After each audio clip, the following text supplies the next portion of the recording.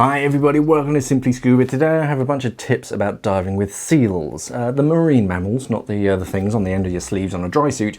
So seals are usually on quite a lot of divers' bucket lists because they're just different to anything else out there. If you get it right, they actually interact with you, but of course there are some do's and don'ts that you need to remember.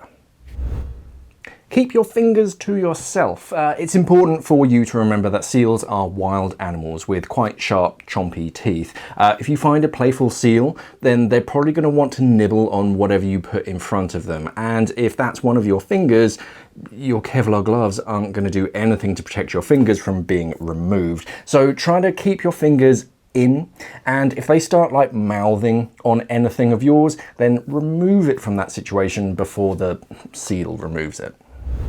Let the seals come to you. If you chase after seals, then a lot of them are just going to swim away from you. But if you're an interesting thing that they can approach themselves, then you're much more likely to actually get a visitor. A lot of my best encounters have been where you just find a clearing in the kelp and just sit there for a little bit and just wait for them to come to you. If you go out and hunt them down, then they just tend to swim away from you in my experience. Seals do like to sneak up behind you. You've probably seen a ton of images online about seals nibbling on a diver's fins. That's usually the first that you actually know that they're there, by them nibbling on your fins. You obviously can't hear them coming, and it's pretty much standard procedure to mess with your buddy by tickling on their fins. But yeah, if you're looking for seals, then there's probably one behind you, so just turn around from time to time. You need to pick the right time of year for the best encounters. Baby seals don't tend to venture very far by themselves, and you really do not want to be messing with mum around their pup. Grown-up seals have their own grown-up seal problems to deal with, and they don't have time to be messing with you. You want the adolescent seals in the middle that are just old enough to be venturing out by themselves and young enough to be curious and playful with a diver. So try and pick the right time of year. Leave some seals be, let them just do their own thing. Seals often like to sleep underwater, and while it makes a really sweet video or a picture, try to give them some space. You wouldn't like some heavy mouth breather creeping up to you whilst you're asleep.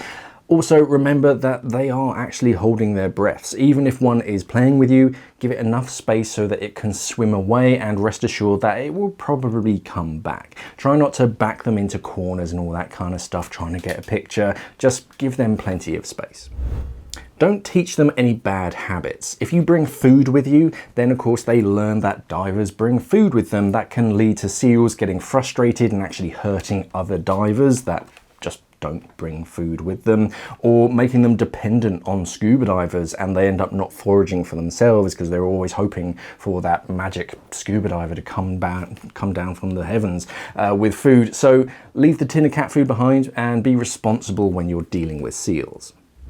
Be shallow. There's no real reason for seals to dive deep down just to see you, so just stick to the shallows. The seals will be more comfortable, your area is going to last a lot longer, and you don't have to worry as much about your NDL. It's nice and warm, you have plenty of light, so photos and videos are just objectively better. It is just better to stay in shallower waters in general when you're looking to find some seals.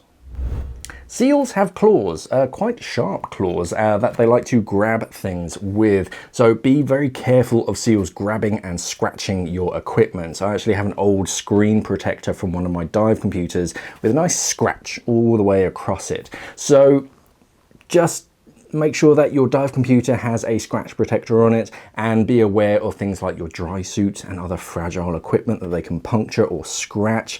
They may not mean to, but you're the one that's going to end up getting cold and wet, or just end up with ruined dive equipment. Seal bites and scratches can get infected very easily. Just like a Komodo dragon or a zombie, if a seal bites you, it's best to seek medical advice and not hide your bite from the group. Bacteria and nasties in the seal's mouth and just the water around you are quite nasty, so get that bite or scratch checked out properly by a medical professional. And that's all that I could think of. But if you have any handy tips, then by all means let everybody know down in the comments below. Then remember to like and subscribe, as I'm sure you always do, for all of the videos and YouTube channels that you enjoy. And then head over to simplyscuba.com for all of your scuba diving equipment needs. Thank you for watching, everybody, and of course, safe diving.